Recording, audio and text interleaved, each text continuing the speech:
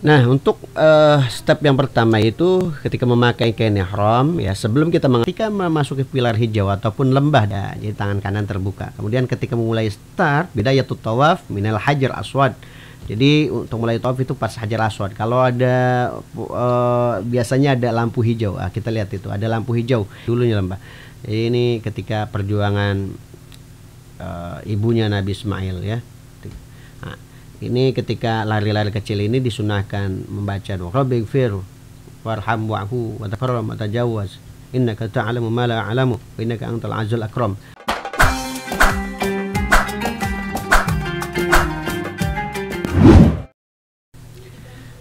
Bismillahirrahmanirrahim. Assalamualaikum warahmatullahi wabarakatuh. Saya Hafidah Saifi akan mengajarkan ibu bapak semua ini yang mau menjadi temannya Allah untuk mempermudah pelajarannya tentang bagaimana cara ibadah umroh.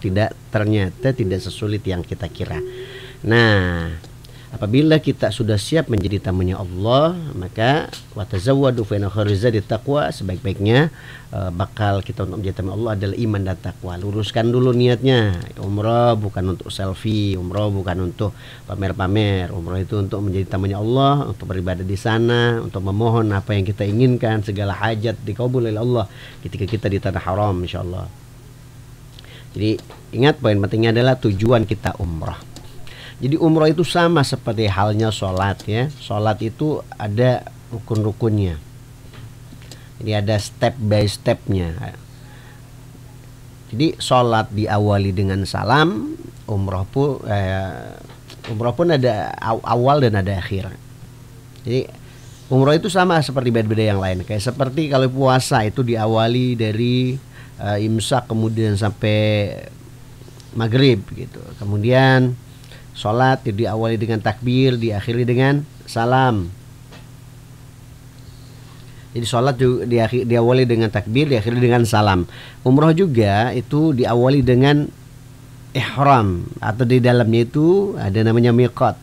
Kemudian tawaf, sa'i, dan diakhiri dengan tahallul. Jadi rukun umroh itu ada 5: ihram, tawaf, sa'i, tahallul, dan tertib salah satunya. Jadi harus berurutan ya, jadi ihram dulu, atau di ihram itu memakai pakaian ihram, dan di dalam ihram itu ada beberapa kegiatan, di antaranya adalah miqat, mengambil niat.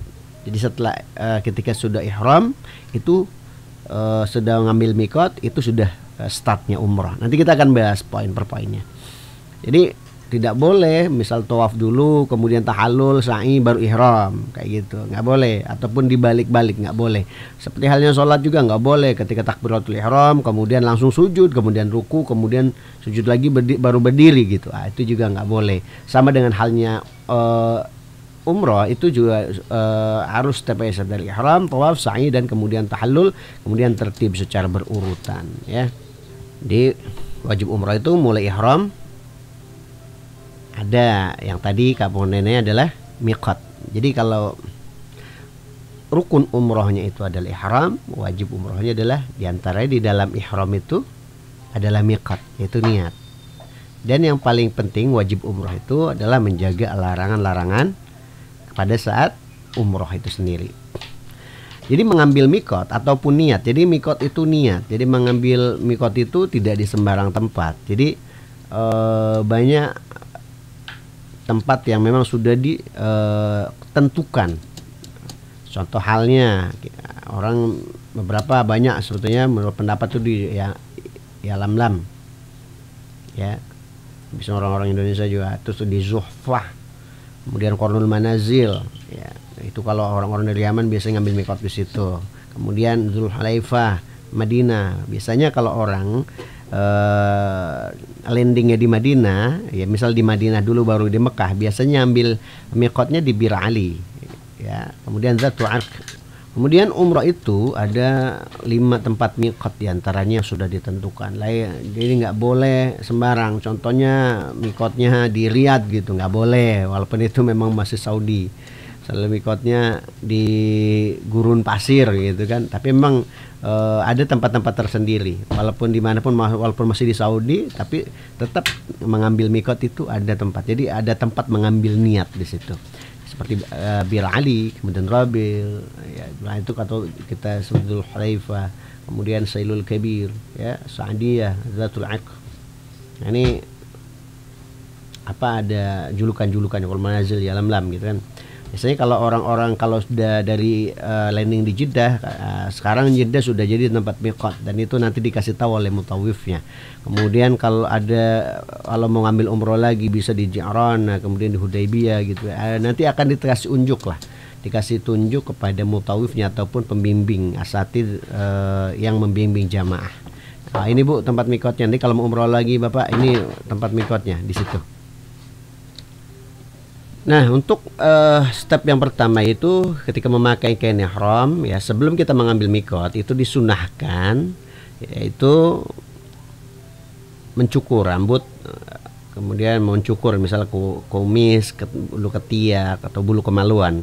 Juga disunahkan untuk mandi, kemudian disunahkan memakai minyak wangi. Tapi kalau sudah mikot, justru minyak wangi ataupun mencukur, mencabut bulu yang ada di badan itu justru dilarang. Nah, nanti kita akan terangkan beberapa poin-poin yang dilarang ketika saat umroh ataupun ketika kita menjalankan ibadah umroh. Jadi kalau sebelum niat itu diperbolehkan, bahkan disunahkan. Jadi mandi dulu, bebersih dulu gitu, mencukur dulu gitu kan, pakai minyak wangi dulu. Nah, ini diantaranya. Nah, ini ada satu ketentuan ya. Untuk laki-laki itu pakai rida atau selendang ya sama ukurannya kain ihram yang diselendangkan di tubuh bagian atas, kemudian ada izar yang bisa dipakai buat sarung ya, ini harus kuat ya, dan tidak boleh memakai sepatu, disunahkan sendal ya. Itu adalah ketentuan ketika umroh. Nah, sedangkan perempuan itu ketentuan pemakaian baju ihram itu tidak ada ketentuan ya, tidak ada ketentuan. Yang penting itu perempuan itu tidak boleh menutup muka atau memakai cadar, itu nggak boleh. Pada saat sudah mengambil mikot itu wajah tidak boleh memakai cadar ataupun ditutup. Kemudian tidak boleh juga memakai sarung tangan yang menutupi sampai telapak tangan. Nah, ini posisi kita di tempat mikot. Ketika sudah berada di tempat mikot, contoh di Bir Ali, kita melafalkan labbaik Allahumma umratan, ataupun di Jeddah, ataupun di Ji'rana, ataupun di Tan'im, ataupun di tempat mikot yang sudah ditentukan oleh mutawif. Nah, kita mengucapkan labbaik Allahumma umratan ya. Labbaik Allahumma umratan. Jadi ucapan niat, istihdharun niat. Jadi selama perjalanan kita disunahkan untuk talbiyah, labbaik Allahumma labbaik, labbaik la syarika lak labbaik. Nah, adapun niat ad-dukhulu fin nusuk. Jadi niat untuk beribadah disunahkan untuk dilafalkan melalui lisan. Nah, setelah mengambil miqat ataupun niat, maka disunahkan untuk ketika kondisi memakai pakaian ihram ini disunahkan untuk sholat 2 rakaat. Nah, ini kondisi ngambil mikot, kalau tidak salah ini masih di Ji'rana ya. Nah, kita kemudian mengambil sholat 2 rakaat. Kalaupun pada saat waktu duha itu boleh sholat duha ataupun sholat tahiyatul masjid ataupun sholat 2 rakaat yang lain. Nah, kemudian ada dibolehkan juga ketika dalam kondisi memakai pakaian ihram, la ba'sa fi taghyir malabisul ihram atau lifa. Jadi boleh untuk mengganti kain ihram apabila kain ihram terkena najis ya. Pakaian ihram kita kena najis ataupun mau diganti karena kurang nyaman boleh, ataupun carang itu boleh diganti. Nah, ini ketika sudah memasuki miqat dan sudah memasuki memakai pakaian ihram. Nah, sebelum dia masanya ditutup dengan tahallul, itu ada beberapa larangan yang tidak boleh dilakukan. Yang pertama adalah memakai pakaian yang berjahit. Untuk laki-laki tidak boleh ya. Kalau sabuk, biasanya sabuk umrah itu tidak berjahit ya. Kemudian laki-laki tidak boleh menutup mata kaki atau tidak boleh menutup kepala. Pakai peci nggak boleh. Jadi ketika pakai ihram itu nggak boleh pakai celana dalam, nggak boleh pakai CD atau ya, nggak boleh pakai apapun yang bentuknya pakaian itu terjahit. Kalau di dalam kan sudah pasti terjahit, itu tidak boleh. Dan tok gitu, hanya pakaian ihram aja yang putih ya, hanya pakaian ihram aja. Kalau bisa disarankan pakai ihram yang tebal. Dan yang tidak jarang yang kadang ada pakai ihram yang tidak sampai menutupi aurat, ya itu banyak kejadian.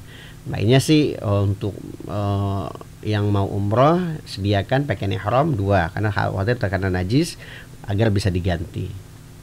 Dan untuk laki-laki nggak boleh nutup kepala pakai peci. Kalau dilanggar ini larangan, maka dia harus membayar dam atau membeli kambing, memberi makan para fuqara dengan 1 kali pelanggaran itu membeli 1 kambing. Nah, lumayan juga ya ini ya. Tapi itu selama, bukan berarti pelarangan itu selama di Mekah ya. Jadi selama umroh ya. Jadi kalau setelah sudah beres umroh ya mau pakai peci juga boleh kayak gitu. Nah, kemudian bersarung tangan untuk perempuan, kemudian bercadar juga nggak boleh untuk perempuan, memotong atau mencukur, mencabut rambut. Ya, kalau sebelum mikot itu diperbolehkan, bahkan disunahkan untuk memotong rambut. Tapi kalau sudah jatuhnya mikot, tidak boleh mencukur rambut, memotong rambut, atau mencabut kuku. Iseng-iseng kukunya digigit sampai potong, sampai putus, sampai tercabut itu kuku. Kemudian juga ngambil pepohonan. Jadi ada pohon di sana, daunnya dipotel-potelin sama dia, diambil-ambilin, itu juga nggak boleh ya. Kemudian memburu atau membunuh binatang. Misalnya biasanya banyak burung-burung, misal saking isengnya diinjak-injak binatang sampai terbunuh itu burung, atau semut. Kalau nggak sengaja mungkin kayak semut nggak kelihatan ya. Ya, kalau di sana juga jarang kita lihat lalat ya, andai kata ada lalat ditepuk sama kita juga itu nggak boleh. Kemudian menggunjing atau ngomongin orang, menggibah di sana, mencaci maki, ngomong yang kasar-kasar, bertengkar dengan orang, itu juga termasuk larangan daripada umroh. Kemudian pakai wangi-wangian. Nah, ini juga ya kadang-kadang sering banyak jamaah yang khilaf. Jadi pakai wangi, walaupun minyak wangi sunnah, pada saat ihram itu tidak boleh tok nggak minyak wangi. Tapi kalau sebelum mikot, sebelum niat, dia itu diperbolehkan. Jadi sebelum umroh itu boleh. Tapi kalau sudah niat, udah mikot, dia jatuh dengan kondisi pakai pakaian ihram, itu tidak boleh memakai wangi-wangian. Ya. Kalau sabun bagaimana? Kalau sabun tergantung. Kalau kandungan sabunnya itu mengandung wangian, itu juga tidak diperkenankan. Lalu bagaimana kalau balsam? Tergantung. Kalau dia ada kandungan unsur kewangian juga sebagian pendapat ulama baiknya dihindari ya, karena itu adalah bagian daripada larangan-larangan ihram.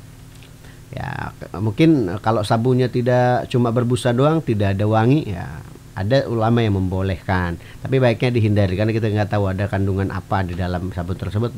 Khawatir dengan tapi kalau mendapat pendapat yang lain dibolehkan kalau pakai sabun. Nah, cuma untuk hindari ya, untuk menghindari wewangian saja. Tapi ada yang menyarankan untuk menghindari, karena khawatir wangian itu bagian daripada minyak wangi. Kita nggak tahu kan. Kemudian meminang atau menikah ataupun menikahkan. Jadi dalam kondisi umroh itu tidak boleh mengkhitbah ataupun meminang seseorang. Misalnya melamar orang ke dalam kondisi umroh, dalam kondisi memakai pakaian ihram ya. Kemudian atau menikah, melakukan ijab qabul pada saat itu, dan itu larangan umroh. Dan apabila dilanggar salah satu bagiannya itu harus membayar dam ya. Nah, ini poin pentingnya, ada mizalatu sya'ar fil badan ya, jadi nggak boleh mencabut bulu-bulu di badan. Kemudian ada mutatib, nggak boleh pakai minyak wangi ketika saat memakai pakaian ihram, atau sudah mulai mikot itu nggak boleh pakai minyak wangi. Nggak boleh juga tutup kepala, baik itu dengan peci, topi, ataupun sorban, ataupun hal-hal yang lain. Menutup kepala nggak boleh untuk laki-laki. Kalau perempuan kan memang pakai kerudung. Jadi nggak boleh pakai celana dalam ataupun sesuatu yang terjahit. Ya, khusus toh pakai ihram dan nggak pakai celana dalam, itu laki-laki. Kadang ada yang suka lupa pakaian dalamnya masih dipakai ya untuk laki-laki. Jadi nggak boleh adanya jima ataupun mubasyarah bisyahwah, adanya hasrat nafsu pada saat kondisi memakai pakaian ihram. Kemudian ada mu'aqdun nikah wal khitbah, nggak boleh ada pernikahan atau khitbah ya. Ini itu juga bagian daripada larangan saat ihram. Nggak boleh juga ngeburu binatang ataupun memburu binatang seperti burung-burung ataupun binatang-binatang di sekitaran Masjidil Haram. Ataupun di mana selama perjalanan, ketika dari Madinah kita ambil mikot, kemudian selama perjalanan kita mau binatang nggak boleh pun ya, baiknya dihindari. Nah, setelah melakukan mikot, memakai pakaian ihram, kemudian rukun umroh yang kedua itu melakukan tawaf. Jadi ingat poin tawaf itu jangan tergesa-gesa, jangan berpencar, kemudian fokus ya, fokus, tidak boleh ada pandangan apapun selain daripada aktivitas tawaf, dan selesaikan ya yang lebih utama dahulu ya. Nah, ini adalah ilustrasi ketika kita melaksanakan tawaf. Jadi ketika kita melaksanakan tawaf itu dilakukan startnya dari rukun Hajar Aswad ya, dari rukun Hajar Aswad. Dan sunnah untuk laki-laki al-ittiba. Apa itu ittiba? Nanti kita akan bahas di poin video nih, nanti juga akan kita bahas. Nah, intinya ketika ketika tawaf ini dilakukan, ini kurang lebih selama 7 kali putaran. Rukun Hajar Aswad, rukun Yamani, kemudian rukun Yamani, kembali terus 7 kali putaran. Apakah ada doa-doa tertentu ya? Jadi sab'atu asywat ya. Jadi harus 7 putaran. Apakah doa-doa tertentu? Nah, biasanya di buku umroh ada ketentuan doa tawaf, doa pertama, tawaf putaran pertama seperti apa. Nah, ini ada rukun Yamani sebelum rukun Hajar Aswad. Nah, ini startnya ya. Nanti nggak ada ketentuan doa, boleh juga membaca doa Rabbana atina fid dunya hasanah wa fil akhirati hasanah wa qina adzabannar. Boleh diulang-ulang kalau memang tidak hafal. Boleh dengan doa masing-masing sesuai keinginannya, hajatnya. Yang paling penting kita minta ketetapan iman dan Islam dalam husnul khatimah, mendapatkan ridho Allah, itu ya yang paling penting, doa yang dipanjatkan. Nah, jadi nggak boleh juga ini ke Hijil Ismail kan dalam poin video ini. Nah, intinya 7 kali putaran ya. Jadi setelah tawaf nanti akan sholat 2 rakaat. Jadi sunahkan sholat 2 rakaat. Memang sunnahnya di sekitar itu. Tapi memang kalau mengganggu orang yang tawaf yang lain, baiknya cari tempat yang sepi. Nah, ini ketika kita masuk Masjidil Haram. Jadi sunnah mubasyarah itu tawaf. Jadi sunnah langsung tawaf. Nah, ini ittiba. Kalau kayak bahasa diselempangin gitu kan. Ya, jadi tangan kanan terbuka. Kemudian ketika memulai start, bidayatut tawaf minal Hajar Aswad. Jadi untuk mulai tawaf itu pas Hajar Aswad. Kalau ada biasanya ada lampu hijau. Kita lihat itu ada lampu hijau. Itu tanda di mana itu akan posisi dimulainya tawaf. Ya. Jadi ketika sudah nyampe rukun Hajar Aswad lagi, hitungannya jatuh 1. Nah, ini kemudian melambaikan tangan menyatakan Bismillah Allahu Akbar, dan doa-doanya sudah kita upload ya tinggal dicari ya di channel kita. Nah, setelah tawaf ini sholat 2 rakaat. Dan ingat kalau ada yang mau sholat 2 rakaat itu nggak boleh menghalangi ataupun mengganggu orang-orang yang al-mutawifin, orang-orang yang tawaf. Dan juga nggak boleh selengean ya, harus menutup aurat, nggak boleh aurat terbuka, apalagi untuk laki-laki itu baiknya di atas bujal untuk menutupi aurat. Jadi sunnatur ramal. Jadi disunahkan untuk laki-laki itu berjalan berlari-lari kecil di 3 putaran pertama untuk laki-laki, dan nggak boleh nutup kepala ya seperti tadi videonya. Dan untuk para jamaah kalau ketika melaksanakan umroh, baiknya kalau mau nyium Hajar Aswad pas di tawaf sunnah ataupun pada saat luang gitu, tidak saat crowded seperti ini ya. Dan jangan masuk ketika ya, kalau mau berdoa silahkan, mau dekat Ka'bah silahkan, cuma harus tertib. Di doa multazam, kadang ada yang sampai lambai-lambai, ngusap-ngusap.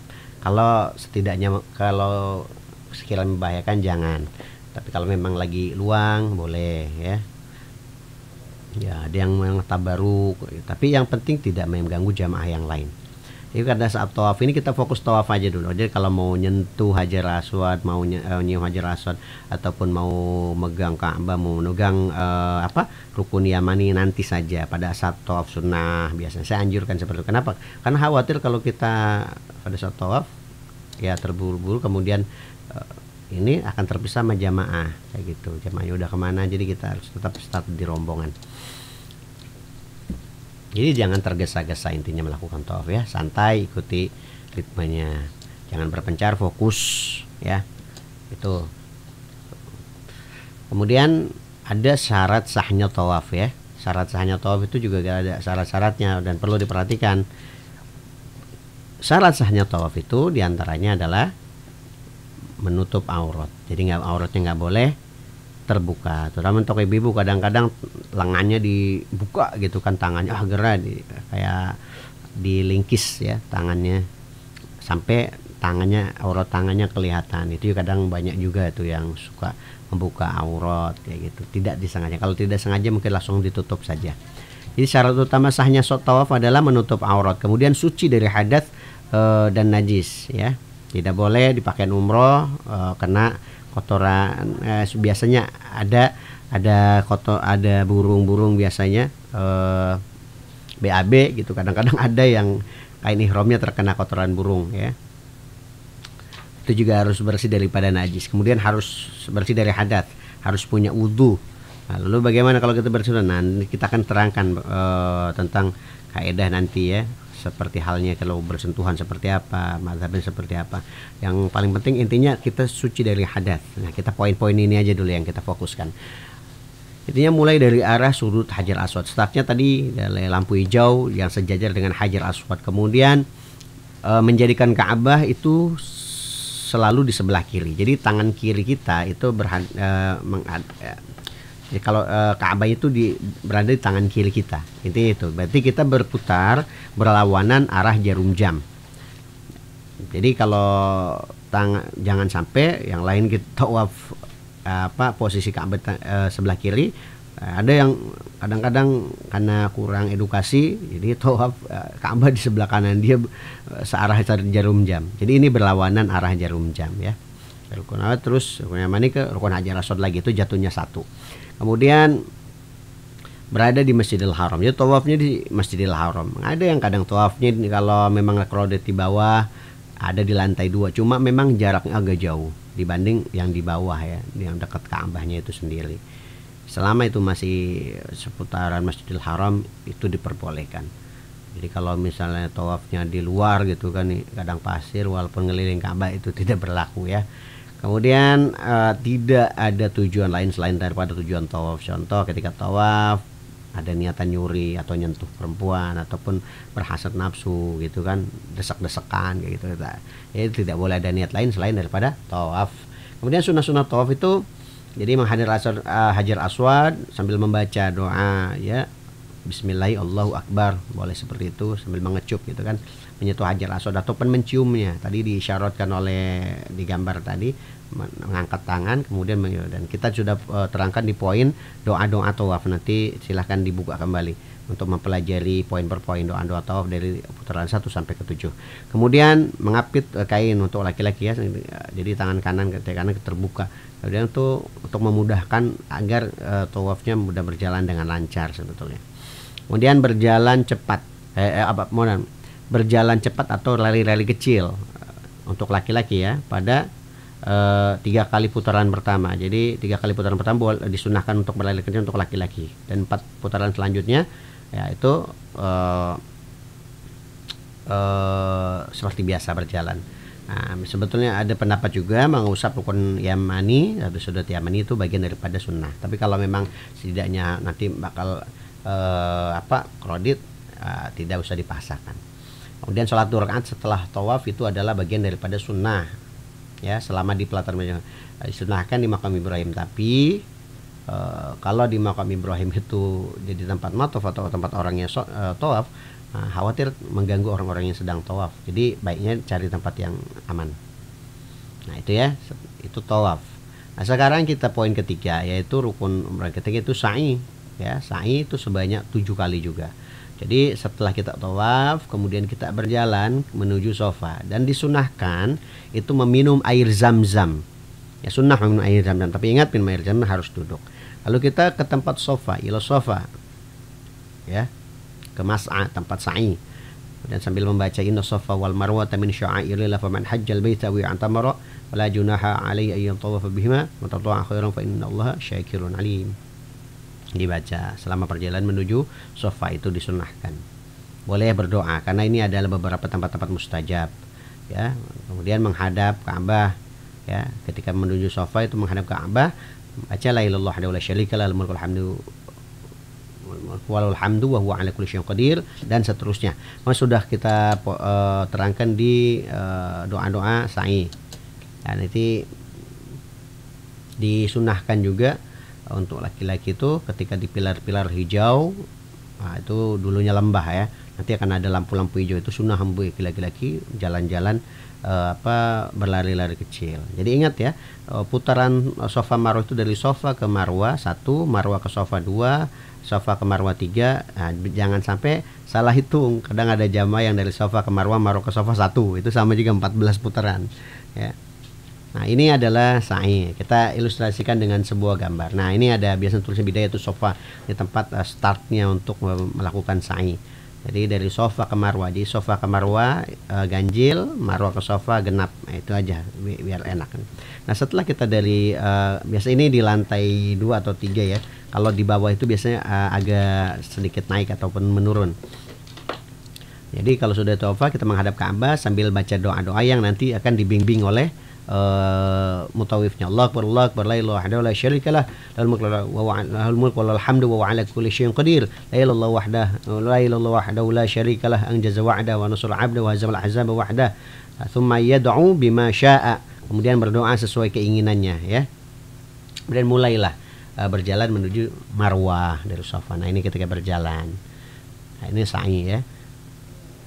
Boleh zikir subhanallah walhamdulillah, ataupun mau baca Quran sambil sa'i nggak apa-apa, mau baca bismillah, istighfar, terserah, mau berdoa sepanjang dia berjalan, terserah ya. Nah, ini selama berjalan ini kalau memang haus, disediakan minum di situ ya. Jadi ketika berjalan itu tidak ada doa yang ditentukan, tapi kalau memang ada doa khusus yang memang diajarkan ulama ya, kita sudah upload ya tentang doa-doa sa'i. Dan ketika memasuki pilar hijau ataupun lembah, dulunya lembah, ini ketika perjuangan ibunya Nabi Ismail ya. Nah, ini ketika lari-lari kecil ini disunahkan membaca doa Rabbighfir warham wa'fu wa takarram wa tajawaz innaka ta'lamu ma la a'lamu wa innaka antal azizul akram, sambil berlari-lari kecil, disunahkan untuk laki-laki. Setelah itu lewat jalan seperti biasa, dan ketika di Marwah melakukan seperti halnya seperti biasa ya, lakukan seperti biasa. Biasanya kalau ketika naik dari Safa ke Marwah, baca inna Safa wal Marwah min sya'airillah man hajjal baita, terus gitu. Ketika naik bukit juga udah menuju ke Marwah, dari Safa ke Marwah, Marwah ke Safa juga ketika naik baca inna Safa wal Marwah min sya'airillah, dan seterusnya. Setelah rangkaian itu terselenggara, baik itu ihram sudah, tawaf sudah, kemudian sa'i juga sudah, maka rangkaian terakhir di ibadah umrah itu al-halqu ataupun tahallul. Jadi tahallul itu syarat ketentuannya harus dipotong dengan orang lain ya. Jadi tahallul itu jangan sampai motong sendiri ya. Jadi tahallul harus dipotong sama orang lain ya, jangan kayak di video ini ya Bapak Ibu. Jadi harus dipotongin, dan ketentuan yang mentahallulkan itu harus sudah ditahallul ya. Jadi jangan memotong rambut orang lain sebelum rambutnya dipotong. Jadi disunahkan, dianjurkan itu yang motong yang sudah bertahallul. Contoh kayak mutawifnya itu sudah selesai nih semua nih, tinggal tahallul. Biasanya mutawifnya itu minta jamaah yang sudah dari jamaah yang lain sudah tahallul minta dipotongin, kemudian dia memotong rambut jamaah yang lain, dan seterusnya. Yang sudah dipotong itu memotong temannya lagi. Jadi tidak disarankan untuk memotong sendiri ya, harus dipotongin. Dan kalau misalnya dari akhwat kan, misalnya mutawifnya laki-laki, kalau akhwatnya pendek ini ya, biasanya ada jamaah laki-laki itu ada yang bersuami istri ataupun misalnya mahram, kemudian dia memotongkan rambut istrinya, kemudian istrinya memotongin jamaah yang lain, ataupun ada perempuan cari jamaah perempuan dari rombongan lain yang sudah tahallul, kemudian minta dipotongkan, kemudian dia memotongkan jamaah perempuan yang lain. Seperti itu kurang lebihnya. Jadi ini adalah tahallul. Nah, setelah tahallul ini rangkaian ibadah umroh sudah terselenggara ya. Jadi setelah tahallul, yang mau pakai minyak wangi lagi silahkan, yang mau cukur rambut juga silahkan. Nah, untuk laki-laki disunahkan itu muhallikin, jadi halku ya, jadi dibotak, digundul. Jadi Rasulullah da'a lil muhallikina thalathan wa da'a lil muqassirina marratan wahidatan. Jadi Rasulullah mendoakan orang yang menggundul itu ketika tahallul itu 3 kali, sedangkan untuk orang yang menggunting itu cuma sekali, ya. Dan ini tidak boleh menggunting sendiri, ya. Jadi setelah selesai itu, nah apa yang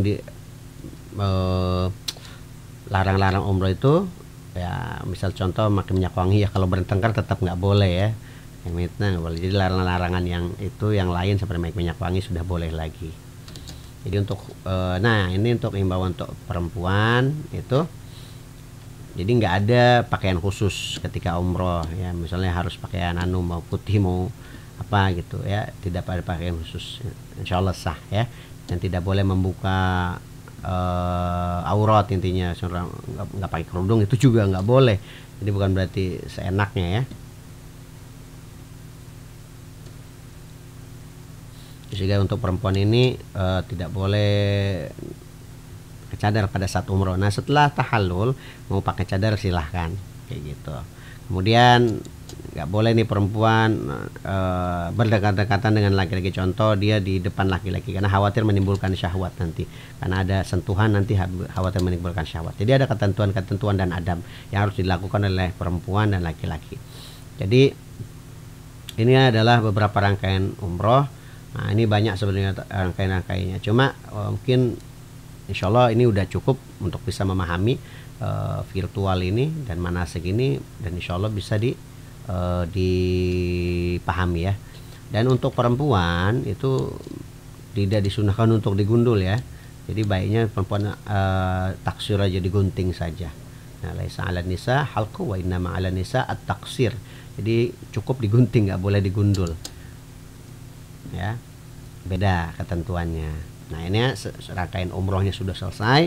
Nah ketika sudah selesai, maka yang mau ngambil umroh lagi silahkan. Misal dia mau ambil mikot lagi di Tan'im atau Ji'rana, kemudian melaksanakan ibadah umroh lagi, misal 1 kali perjalanan bisa beberapa kali umroh, seperti itu. Jadi tidak sesulit apa yang kita kira. Umroh itu insya Allah mudah.